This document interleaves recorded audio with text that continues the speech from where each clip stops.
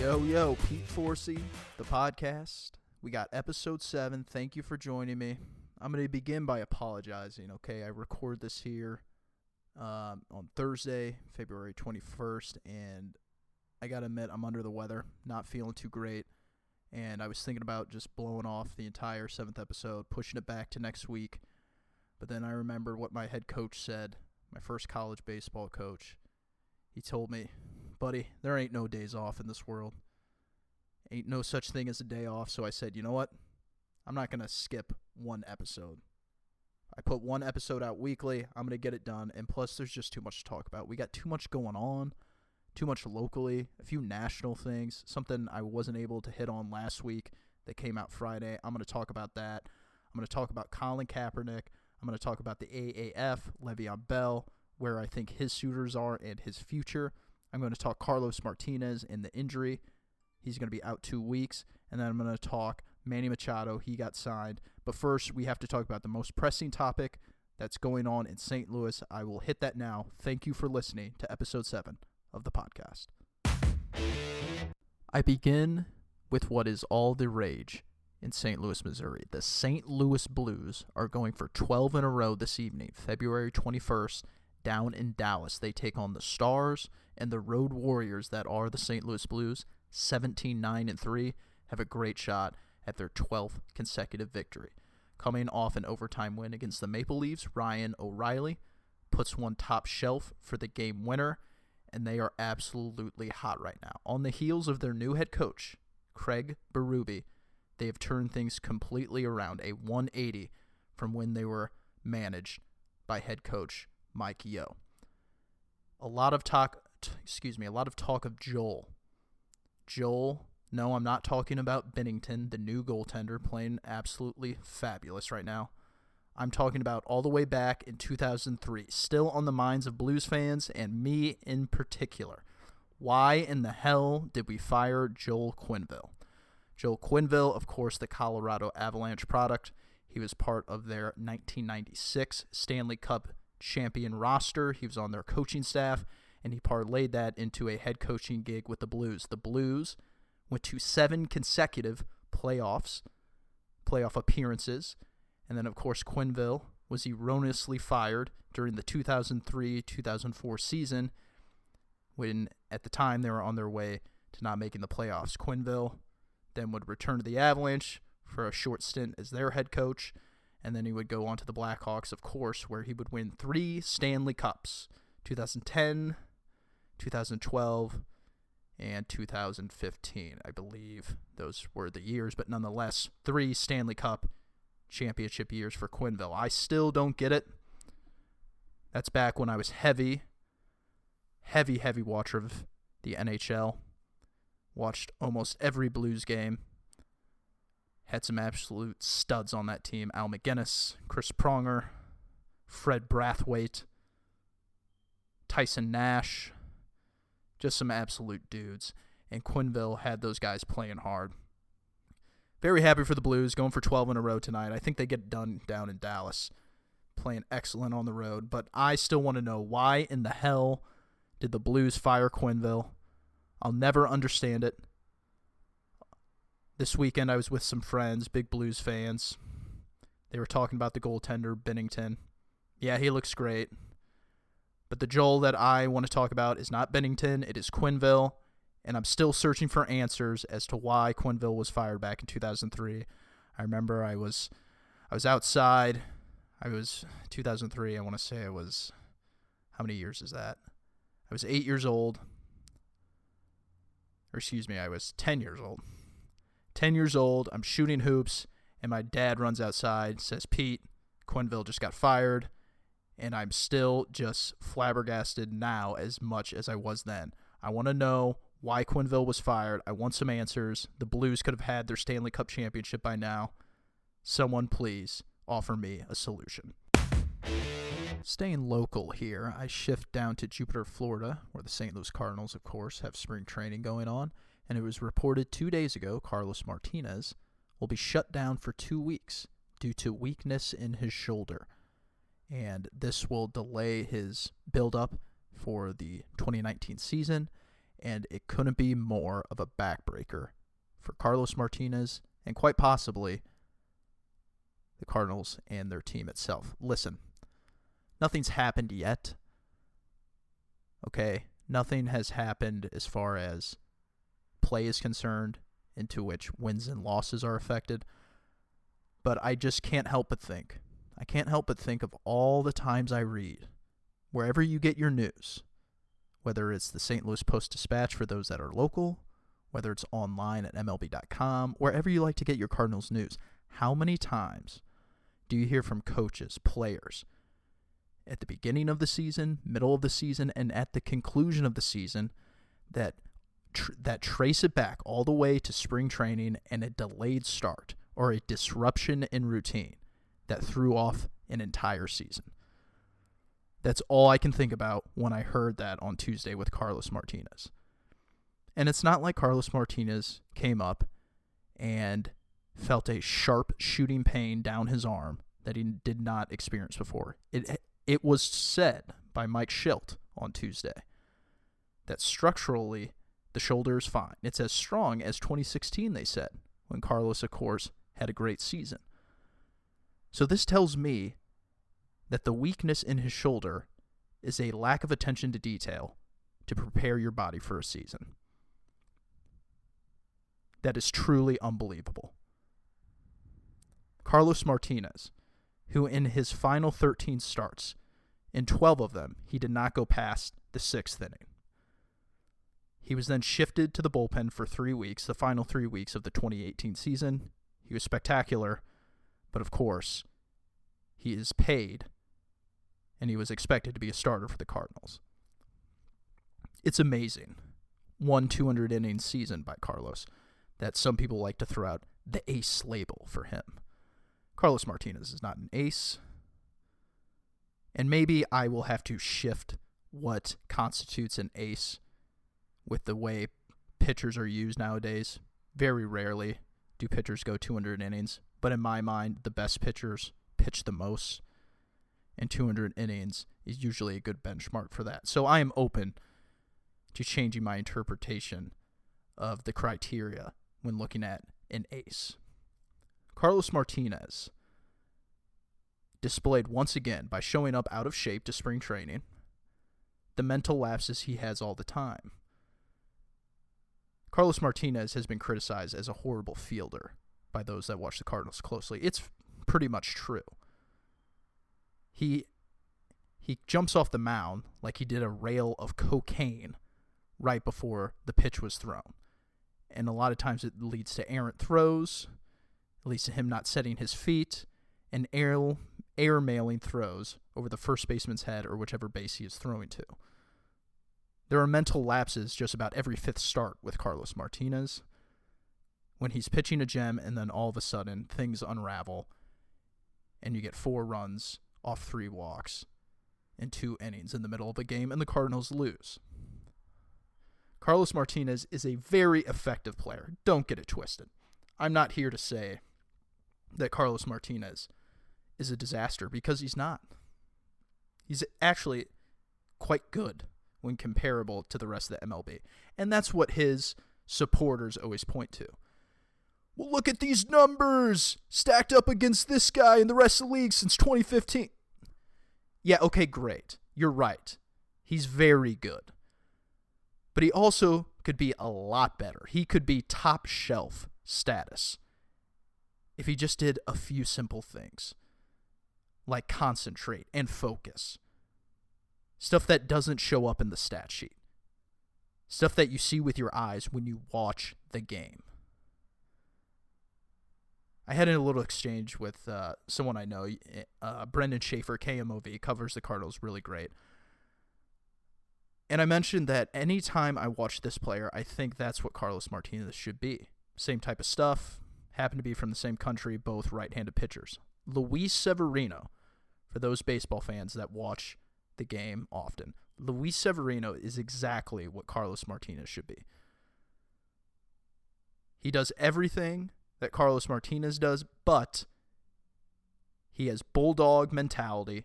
He's locked in from pitch 1 to the final pitch, and he empties out every single time. He just got rewarded with a 4-year, $40 million contract. And, of course, Carlos Martinez already has his contract. And since he's being paid like a top-shelf reliever, $11.5 million for Carlos Martinez, we could be looking at a shift to the bullpen simply because the attention span, the mental capacity to bring it each time out, it's leaving a lot to be desired. Of course, again, what he's bringing is plenty good. It is plenty good. But almost because the Cardinals have plenty of arms, they have a lot of promising arms, it's going to beg the question whether the Cardinals can replace Carlos Martinez's production as a starter.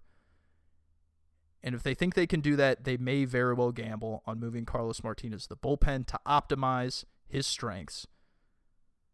And that could be good when it's all said and done for the Cardinals. Carlos Martinez, again, displaying what he lacks as a player overall. He shows up out of shape, and it's only the latest with Carlos Martinez and what he lacks above the shoulders. Moving on to the biggest story in Major League Baseball, Manny Machado has signed with the San Diego Padres. Yes, America's finest city, or whatever they call themselves, has themselves a star. Very happy for the Padres. It's a good fit, obviously, just because they need talented players, and they really need a key cog in the middle of the lineup. Manny Machado gives them that. He's 26 years old, a 10-year contract, $300 million. Those are two of the elements that Manny Machado was seeking. He wanted 10 years, and he wanted to have a 3 in the total number of dollars that he was receiving. He got that. If you listen to the pod earlier, I said all Manny Machado is doing right now is taking. He needs to give a little bit. Well, what he sacrificed was winning, at least in the immediate future. I don't see the Padres being any sort of contender this year. And then also, I think he gave up the position of shortstop. He was very bullish at first on remaining at short, but I think he said, you know what? Third base is just fine. I'll go ahead and do that, particularly because San Diego has one of the top prospects that we've seen in a while. Of course, if you follow baseball, Vladimir Guerrero Jr. for the Blue Jays is being heralded as possibly the best prospect ever, which could be true. He's one of those generational guys. If you listen to me or hear me talk about baseball, I will trade prospects more easily than others, but I would not trade Vladimir Guerrero Jr., and it's the same with Fernando Tatis, who's in the Padres organization and plays shortstop. Manny Machado balked. He said, fine, third base is for me. That's what I am safely assuming. I think he's going to play third base. But what he did get, he got 10 years, $300 million, and the Padres have a mainstay in their lineup. And I think it's great. I think the Padres really have done a great job at supplementing their entire system. You may remember in 2015 when the Padres traded and signed a bunch of, I won't say big name, a few of them were big name, Justin Upton, Matt Kemp, Craig Kimbrell, Derek Norris at the time. He was a catcher. They brought in a lot of guys that screamed win now mode. This was AJ Preller, the general manager's first year on the job. And people said, wow, the Padres are really going for it. But when you really dug deep beneath the surface, that wasn't really a winning team. Not at the beginning of the 2015 season. That team really wasn't athletic. They had guys playing out of position. You had Will Myers in center field. You took on the salary of Melvin Upton Jr. or BJ, whichever you want to call him. You had dead money already on there. And you had a whole lot of strikeouts on that team. They did not put the ball in play. I did not think it was going to work, and they had a so-so season in 2015. What it was an illusion by AJ Preller, the man who helped construct those great Ranger teams down in Texas. Those teams that went to the World Series in 2010, 2011. It was a great job by AJ Preller to infuse confidence in a fan base and organization from the moment he walked in the door. He said, hey, I'm going to bring in all these guys. We're going to try and catch lightning in a bottle in 2015. If it works, great. If not, what I have done is acquired assets. Individually, I have a whole bunch of players that can return future assets for me. Justin Upton, of course, he was traded. Craig Kimbrell, he was traded. Derek Norris, he was let go. He was traded over to the West Coast again, I believe. I think he returned to the A's. He's no longer in the game. But there was a series of salary swaps, and really AJ Preller, what he did by bringing in all those names in 2015 is he acquired assets to get future assets down the line. He brought in players that were good now, but of course weren't going to be helping them as we sit here today, 4 years later. And what we have by AJ Preller is a very, very good job. He has stacked talent not only in the upper levels, AAA, AA, they are loaded at the lower levels too. Very good arms. Very, very good arms. He took an approach that was quality over quantity. When he traded Craig Kimbrell, when he traded Drew Pomeranz, these are both deals done with Dave Dombrowski over with the Red Sox. When he traded Justin Upton, he said, I'm getting one of your top guys. I'm not taking a series of guys that I have to coach up and develop myself. I want the talented players. And he did that for a series of 3 years. He took on some money to pay guys not to play for him. Probably the most notable and one that I remember, Oliver Vernon. He's the Cuban guy that didn't pan out, and unfortunately he was involved with the domestic violence dispute. He was the one that got a guaranteed $60 million from the Braves. He took on that salary, traded Matt Kemp back to the Braves, or not back to the Braves for the first time, back to Atlanta, where Kemp is from. And AJ Preller has done a good job. The latest is Manny Machado. But really, this is a series in the making.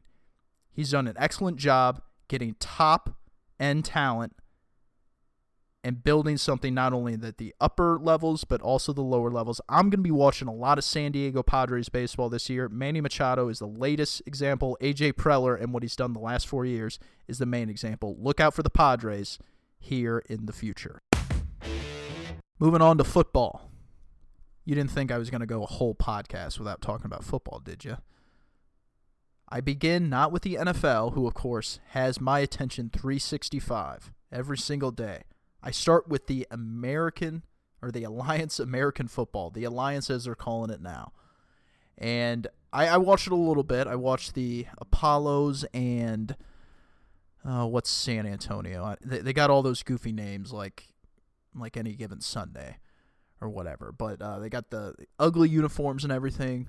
But the play was not ugly at all. At least I don't think. I watched a little bit this Sunday. I was watching Spurrier's team, the Orlando Apollos, and, I came away impressed. Not impressed with,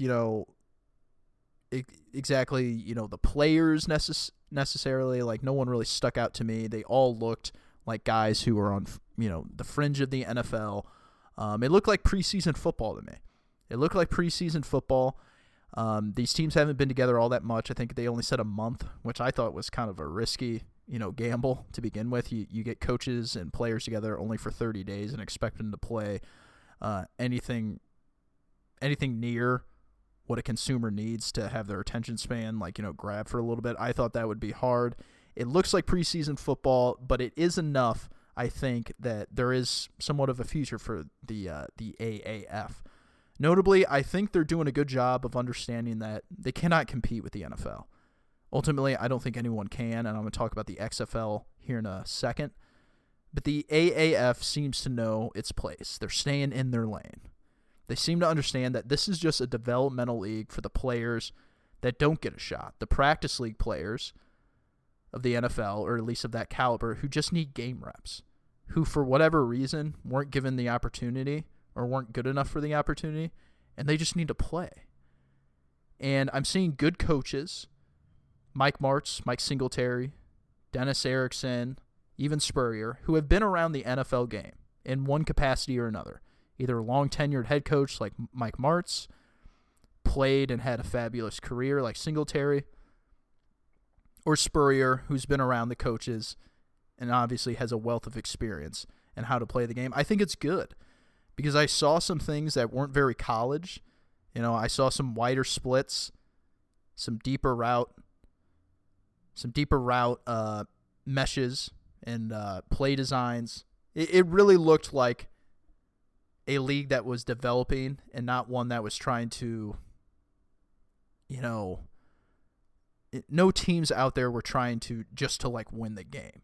You could really tell that the play calling, at least offensively, defense kind of has its limitations because they got that thing where you can't rush more than 5. But offensively, I was looking at Martz and I was saying, man, he's really just dialing up here to try and see what this player can do or that player can do, and it's fun. It's fun only for the consumer, but it's also fun for the growth of that for that guy, whoever maybe they're prioritizing at that moment. I think it's got some potential because they understand their role. They're cutting out all the shit that really doesn't matter for a situation like this. Like, yeah, get rid of kickoffs. It doesn't matter. Force them to go for 2. Create more football plays. These are guys that need to practice making football plays. So they say, hey, you have to go for 2. You can kick field goals, and then you kick it if you're down by 16, I believe it is, to get the ball back later on in the game if you want an onside kick. I think this is really good. This is good for the players that don't get the opportunity at the NFL. And it just kind of reminds me that so many times, so much is just your environment. In any sport, I usually don't cross comparison to any sport, but one thing that Matt Carpenter said with the St. Louis Cardinals one point really stuck out to me one year. He was talking about a former TCU player that was in Cardinals camp. Ultimately, that player, he didn't make the team, and I can't even remember his name. But what he did point out was that so much is just your opportunity in sports. So much is the moment, the time and place that you are. And he went on to describe his career. And this is at the point, this was like 2 years ago, 2017, spring training this time of year. Matt Carpenter said, he goes, yeah, I think about all the time, what if the Cardinals re-signed Albert Pujols? He goes, would I be playing first base now? Would they have shifted me to the outfield? Would I then still be the type of hitter that I am? He went on to explain how the pressure of learning second base took pressure off at the plate because he was so focused on being a good fielder that all of his energy, once he got to the batter's box, he didn't feel any added pressure to perform because he was so dialed in on the other side of the diamond. All these things can sometimes have a domino effect.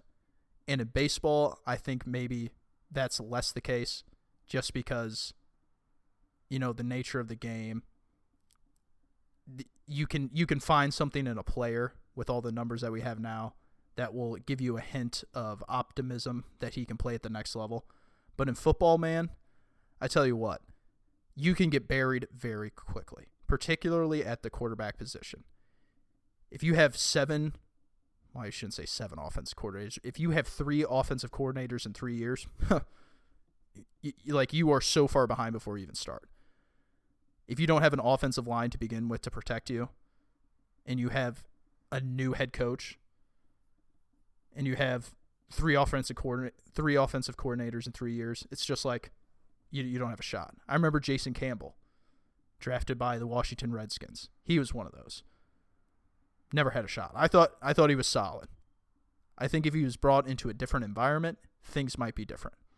And the cool thing about this alliance, I think it really understands development. They have coaches that are in it for the players, in it for the teaching. They're not here to show you how good of a head coach they are. They're simply here to teach and to elevate the players that can play at the next level and help them. And then, of course, there are other players who they just want to play. They want to get a paycheck. And the $75,000 or whatever it comes out to per year, that's earning a solid living, doing something that you probably enjoy. I think the AAF has a leg up on the XFL because the XFL is trying to compete. They're over here saying, we're going to give the game back to the fans. They're already asking for things that fans, what do you want to see different from football? They're trying to change football. Well, that's a risky proposition if you ask me. Because when you change it, you risk taking things away that fans enjoy.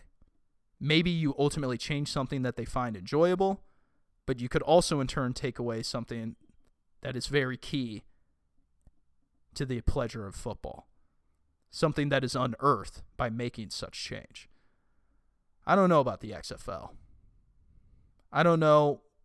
It will depend on the changes that we're talking about, but they seem to be in direct competition with the NFL, which the NFL, for all the uproar that we've heard in recent years about declined ratings and concussions taking interest out of it, and just the dynamic of relationships between everyone, seeing that the NFL is going to be less popular. Well, you know what?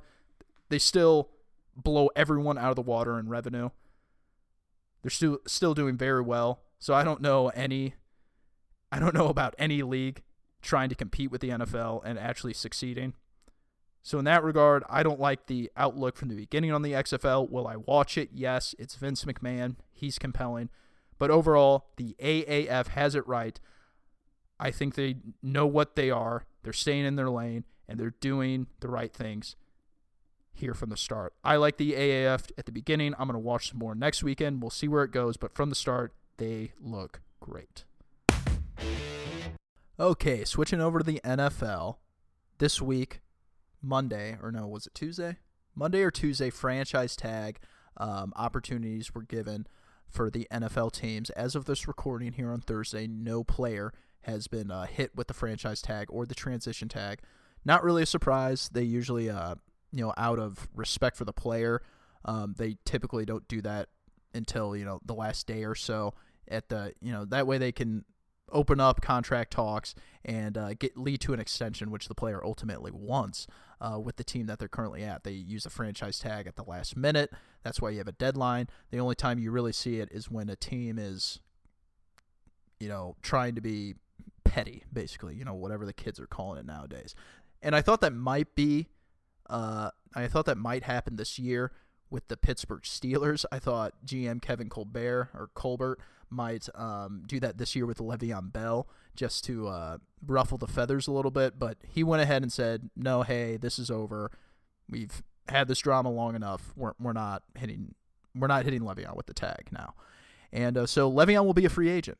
He will be a free agent, and it's going to be interesting what his market looks like. Me personally, I think there's going to be silence. I think there's going to be silence at the beginning, and he is not going to sign initially in free agency. He's not going to be one of the first to sign. I was texting a buddy. He's a Steelers fan, so he has specific interest in this, and he was just asking, hey, what do you think, Le'Veon? What do you think he's going to sign for? Where do you think he's going to sign? And really, all I could come up with is like 4 teams. I had 4 teams that I thought really legitimately might have interest. I came up with the Texans, Niners, Bengals, and Packers. Of course, based off cap space movement and movement in trades, this could all change. But since free agency is the method that teams use first to build their rosters for the upcoming season, these are the 4 that I landed on. The top 3 in cap space, the teams that have the money to do it, I don't really see it happening. The Colts, Jets, and Bills. Yeah, you could say that they need a running back, each of them. In fact, they probably all do. Maybe not Buffalo with LaShawn McCoy, but I think they're gonna move on from him. The Colts, Jets, and Bills, cap space in order, 107, 102, and 83. They got the money to pay him. But you know what I see when I hear all those teams? I hear culture. I hear culture from the Colts and how much they really pointed to that in their success this past year. The Jets, they just got Adam Gase. And, of course, he was the guy who called out his players during the 2017 season. And he said, hey, we need to take our work home with us a little bit more. Basically saying, my players don't give a shit. So what did he do? He gutted all the guys, Sue, Pouncey, Landry, and he brought in quote-unquote culture guys, Frank Gore, Robert Quinn, etc. So I don't really see the Jets picking him up despite having the space. And then the Bills, Sean McDermott. Sean McDermott might be the best coach that doesn't win a lot of games, which I know is silly to say, but I'm a big fan of Sean McDermott. I think he's taken a different approach. I've actually had the benefit of hearing from someone firsthand kind of what the Bills are doing, and I'll probably talk about that on a later podcast, but they're kind of They're the future of analytics, basically. And I'll talk a little bit more on that again, probably in a future podcast. But Sean McDermott, I like what he has brewing there. I think he is a good coach. Despite not winning a lot of games, I don't see him bringing in someone like Le'Veon Bell. And then if we continue on down the line, Cleveland, John Dorsey, history of taking risk on quote-unquote character guys. And don't get it twisted. Le'Veon's a character, question. Maybe he doesn't have any criminal activity. He's got a couple of suspensions for pot and whatnot, but there's no question that you're testing your locker room and you're giving your head coach a test by bringing in someone like Le'Veon Bell. Then we go down to number 5. That's San Francisco, one of the teams listed. Number 6, Houston. They have 76 and 74 in cap space. And then we got the Raiders. I think that's a possibility, but I don't know if they're going to shell out big money with where they're at. At the running back position, you got Seattle. Just used a first-round pick on Penny. Number 9, Cincinnati. I could see it. They got Joe Mixon. But I think Matt LaFleur could see the benefit of having 2 running backs, just like the Saints, that are threats both in the air and on the ground. I could see Cincinnati, not that they're going to try and stick it to him. Maybe Mike Brown might have that. He might be compelled to do that. But I think schematically it could be good for the Bengals. I like him in Cincinnati potentially. They got the wherewithal to do it. Their cap space is $51 million. But then Houston, I just think they need a running back. Bill O'Brien, I think he could manage someone like Le'Veon Bell. And then the Packers. Matt LaFleur, new head coach. Basically, I think Le'Veon, for this situation, he has to go to a head coach. Excuse me. I'm sick as a dog here. Matt LaFleur, I think he's a perfect head coach for Le'Veon Bell. I think Le'Veon Bell needs a head coach that relates to him a little bit more. Someone that's younger. Someone that understands how he thinks. How he goes about his life a little bit more. You need someone, you need a football guy, don't worry. You need a franchise that needs the need and has the structure to help Le'Veon succeed and to shell out big money. But I think the pool's limited. I really do. I'm on those 4 teams. I'm on the Niners. I'm on the Bengals, Packers, and Texans. Because not only do you need the need at running back, you need the dollars. And if Le'Veon Bell is still talking about record-breaking money, he said he wanted to break records at the running back position because he feels like, in his words, he's Steph Curry. He's changing the position, which is fucking total nonsense if you ask me.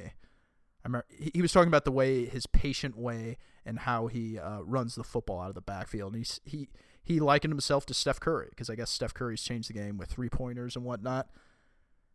I don't think Le'Veon has changed the game necessarily, and I don't think he's going to get record-breaking money, especially after he passed up $14.5 guaranteed dollars, $14.5 million guaranteed dollars. What? Like, that was so dumb. That was so dumb. $14.5 million in the hole, and you now have to make that back on your next contract plus more.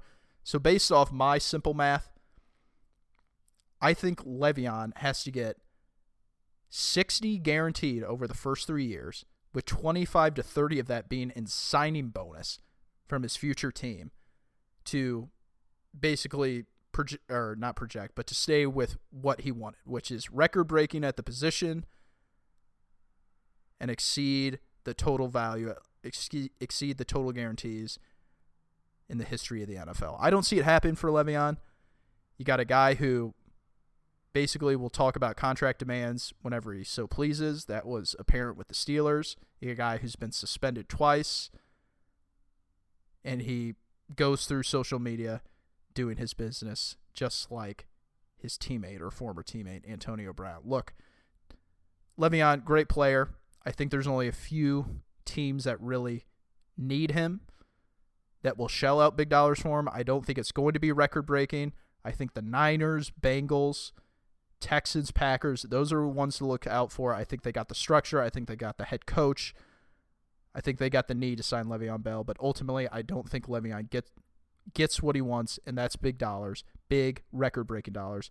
But he will get signed, and it will be later on in free agency. I shift and I end this podcast with one of the more popular topics in sport and in America. I will speak on where I stand with Colin Kaepernick, his NFL future, and my thoughts on the whole situation that really has arose since August 2016. I begin with this. This is a sports show. You will always hear me talk about sports. You will not hear hip-hop. You will not really hear my personal life. You will always hear sports on this show.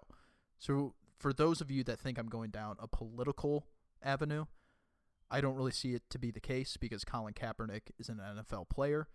It relates to the sports world, and I will talk about what people want to hear in regards to sports. So I really don't feel like I'm going down a political avenue here. So if you think that's the case, and that's fine, feel free to shut off your phone. You don't have to listen, but I will be talking about such issues. I begin with this. The lawsuit between Colin Kaepernick and the NFL, of course, he sued the league. It's been resolved.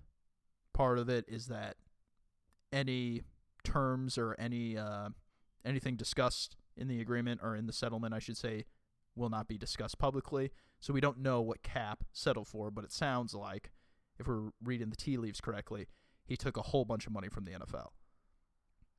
Some people think he sold out on his cause. Personally, I don't really see it that way. He took the money from the NFL, and he sounds like he took a boatload of money. And I don't think there's anything wrong with that. You're sticking it to the league and saying, hey, give me freaking dollars here. Now, of course, he can't talk about it.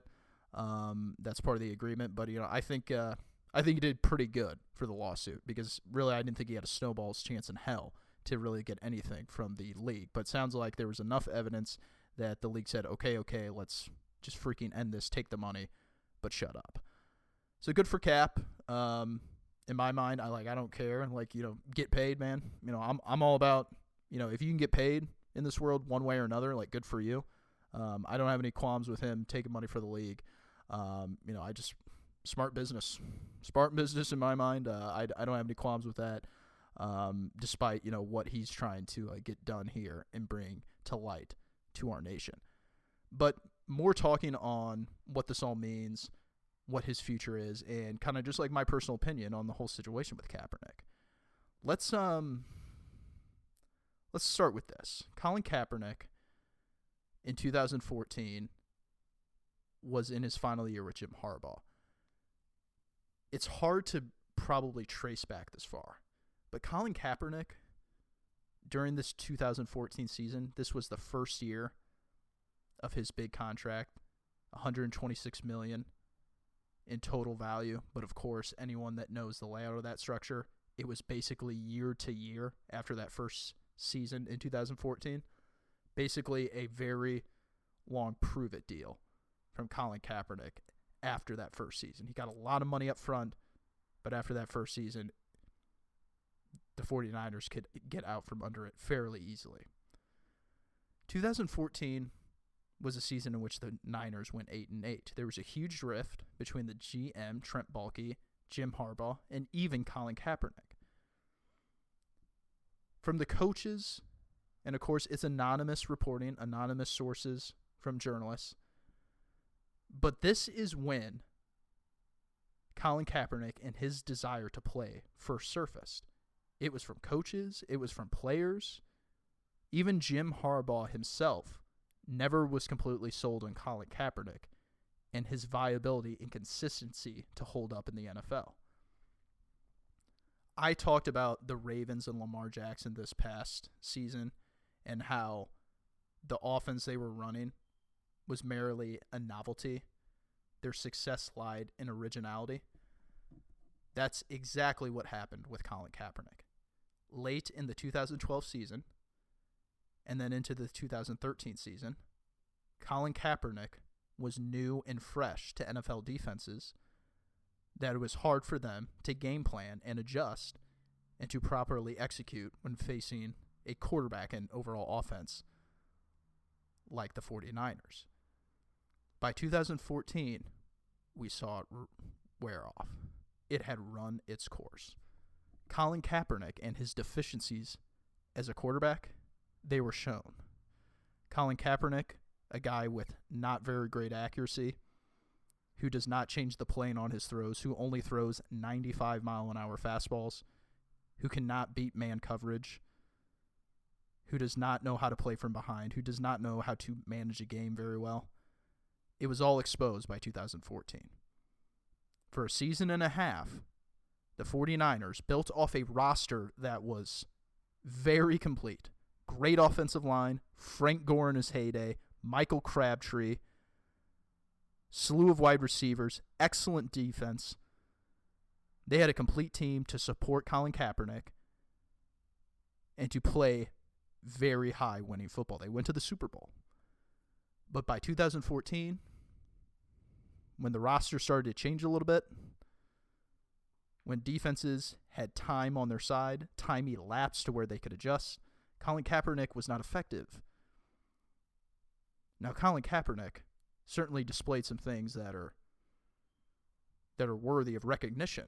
Great game instincts. I always thought Colin Kaepernick had great game instincts. Probably lied in the fact that he played a lot of college games. He obviously had great vision as a runner. That's what really birthed his playmaking ability. He has excellent playmaking ability due to his athleticism.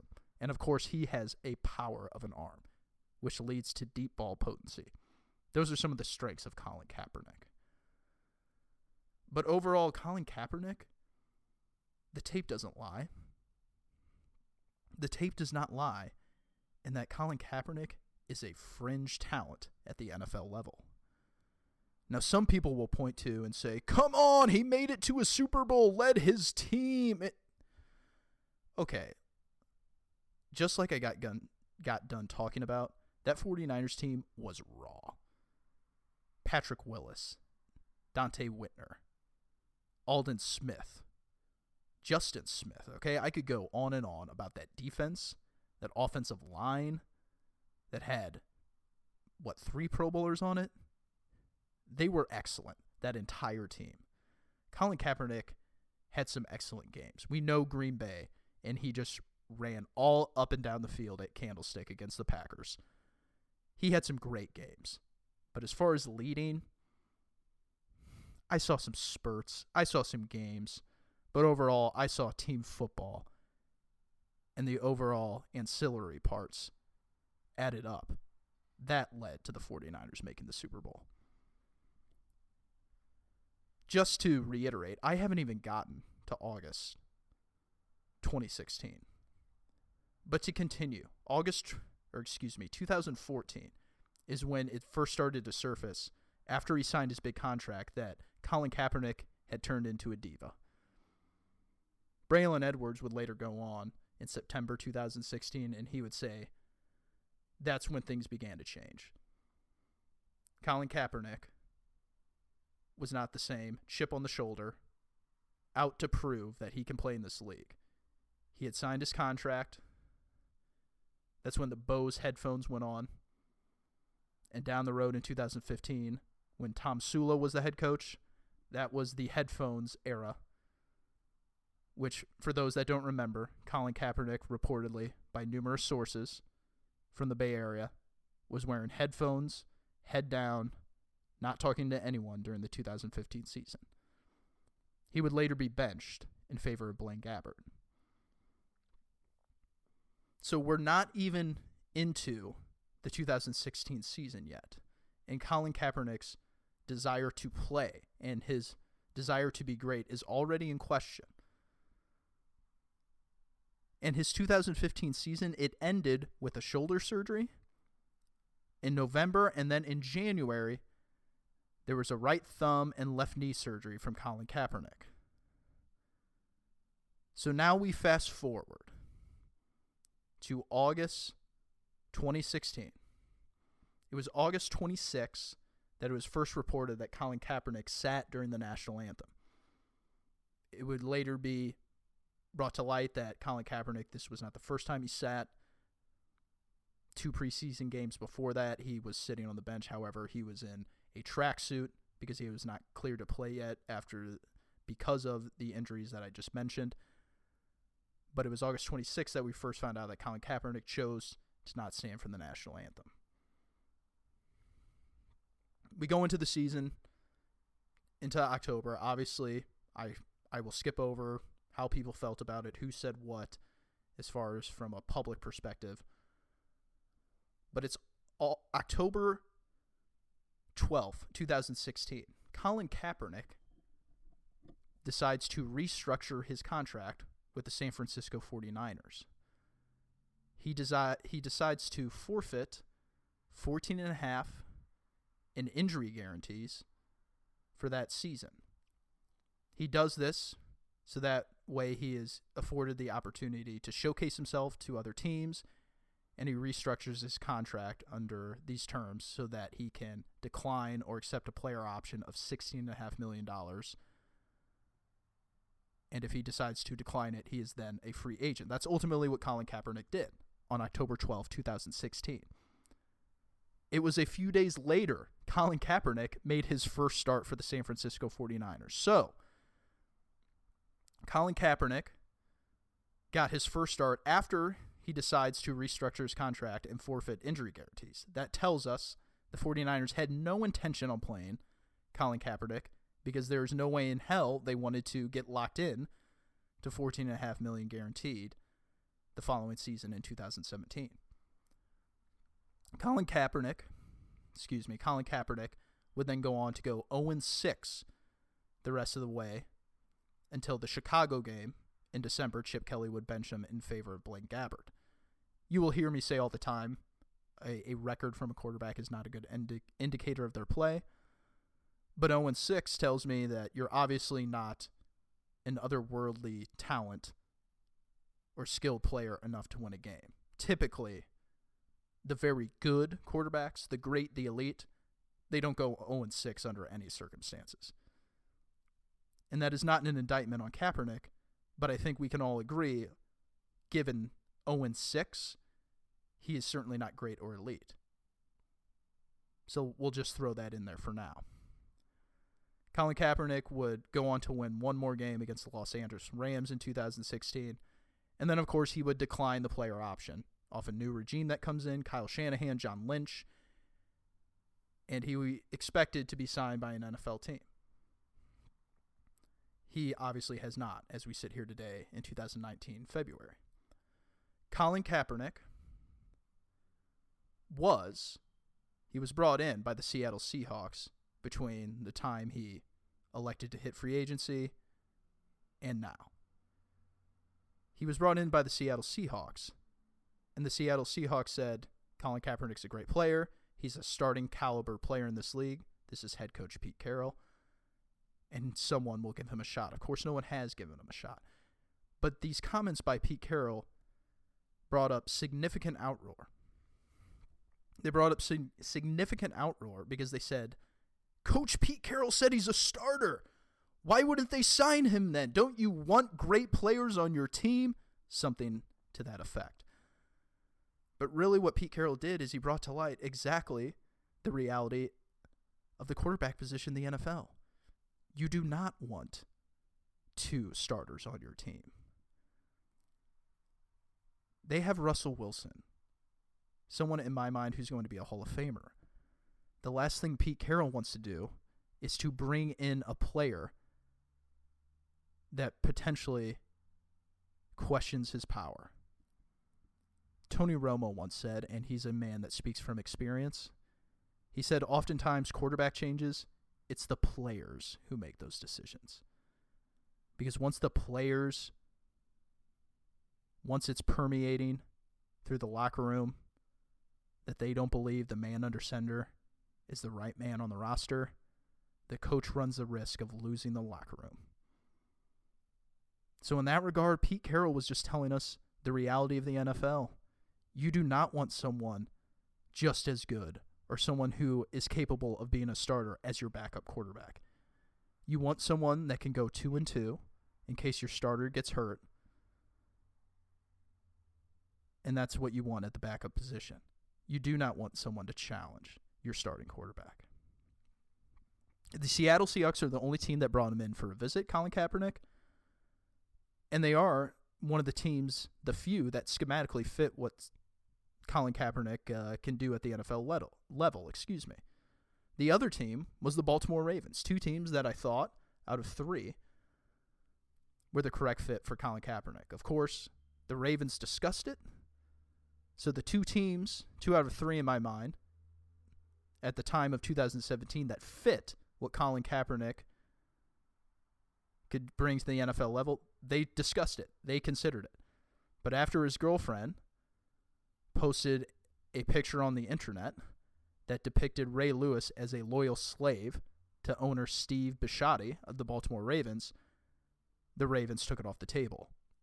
If you want to Google the picture, it's of Ray Lewis, Steve Bisciotti, and a similar picture side by side to the film Django Unchained. Leonardo DiCaprio, Samuel L. Jackson. Ray Lewis would say that ended any discussion of signing Colin Kaepernick. The third team, who I thought schematically would fit, and at present day is an option for Colin Kaepernick, is the Carolina Panthers. They did not bring in Colin to potentially sign him as a backup because, of course, they have Cam Newton, and I think it falls under the same category as the Seahawks. They have a starter. They don't want to cause any strife in the locker room. Having said everything that I have at this point, schematically, Colin Kaepernick only fits a few teams. His desire to play was questioned early on in 2014 and 15. You throw in what he also brings, the protest. I think it is football malpractice to sign Colin Kaepernick in the NFL. I do. If any GM were to come to me as an NFL owner, hypothetically, I would laugh if they said or asked, can I sign Colin Kaepernick? Not only is Colin Kaepernick not worth the headache that he brings, but ultimately, I don't think what Colin Kaepernick does is appropriate. And let's be clear. Do I feel insulted? Do I feel it's unpatriotic that Colin Kaepernick takes a knee during the national anthem? No, I don't. I do not care one bit that he takes a knee during the national anthem. I do not feel insulted one bit. I don't feel it is unpatriotic for him to do that. Absolutely not. But what I do have a problem with Colin Kaepernick doing is bringing personal agenda while he's on the clock. There's no job in America that allows you to bring personal agendas while you're working. It would be totally inappropriate, whatever job that you do, school teacher, mailman, salesman, whatever, during the hours of 9 to 5, or whatever the hours are of the NFL, much different, it's inappropriate to bring personal agendas to the attention because it's a reflection of the company, the organization. Now, some will say that the platform that the NFL has, the players, the coaches, executives, that it's a responsibility for them to use that because they are influencers.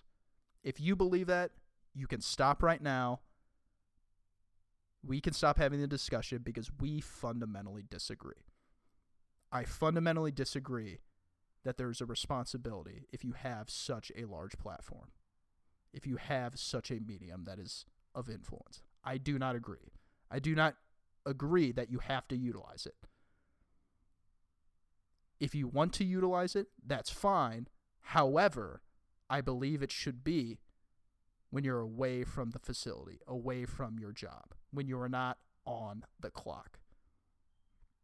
I would have no problem with Colin Kaepernick, whether it was protest or whatever he wanted to bring to light in this nation, if he chose to use the resources that he has as an NFL player, the access to reporters, the mediums that he can bring to light on the internet and the influence he brings there. If he said, hey, after practice, I'm going to do a one-on-one sit-down with Josina Anderson at my house. If he wanted to utilize that outside the facility, I'm okay with that. Everyone has their life. Everyone has their what they do when they're not at work. That's completely fine. However, when you have the shoulder pads on, when you strap on the helmet, you do not bring personal agenda to the company because you are a reflection of our organization.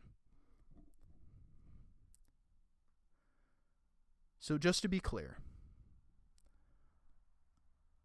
I think that since what he is doing, his personal agenda, since it's so divisive, it is divisive. You are either on one side or you're on the other most of the time. I think it is football malpractice to sign Colin Kaepernick. One, he's not only a fringe talent, his desire has not only been questioned all the way back to 5 years ago almost, he brings a nationally divisive element to hiring him as an employee. It would be absolutely insubordinate for a GM to go to an owner and say, I want to sign Colin Kaepernick. I would not touch him. People always point to the other players that have gotten chances in the NFL that are not as good. And every time I just point to the fact that they don't bring anything else. They don't bring anything else. They do not alienate half of the people that contribute to your business. That's why they get a shot. That's why they deserve a shot. I just came off a podcast talking about context is everything. You're not signing up players in the NFL. You're signing up human beings and everything that comes with them. Everything that comes with them. Colin Kaepernick, if he were a more talented, skilled, and productive player, if he were, say, Aaron Rodgers, Patrick Mahomes, and he brought this same off-the-field element to him, I would be having a different discussion. I would weigh differently the off-the-field element that he brought with it. It would still be inappropriate, but if I was an NFL owner, I would not have the same viewpoint as I do with Kaepernick. Kaepernick is a fringe talent. Do not get it twisted. The tape does not lie. Do not go off accomplishments. Do not go off statistics that are reflective of team efforts. This is where I stand on the Colin Kaepernick situation. I love the healthy dialogue that people have with this. I do not like the disrespect a lot of times that I hear with conversations on this. But this is where I stand. I'd love to hear what your thoughts are on it. I think it's all healthy when we discuss Colin Kaepernick in the NFL. Okay, y'all, and that will wrap up the longest podcast that we've had so far in our short time together. I appreciate you all for listening. I feel like we had some great topics today, some great discussion. I really want to hear your feedback. Please comment, give me questions, statements, whatever you have to say to me after this 7th episode of the podcast. Please let me know what you're thinking, okay? What do you want to hear more of? What do you want to hear less of? Where am I wrong? What am I not seeing? Please let me know what you're thinking. I appreciate you all listening. It really means everything to me. I'm going to get out of here. I'm going to go watch the Blues later on tonight. I got a buddy coming into town. He's passing through for business. We're going to go watch the game, see if they can ring off number 12 in a row down in Dallas. Thank you so much. Remember, iTunes, subscribe, 5-star review. Would really mean a lot to me. And also at Pete4C. Snapchat, Instagram, Twitter, obviously. You can find me there. I'll be posting stuff. Have a great rest of your weekend, and we'll see you next Friday.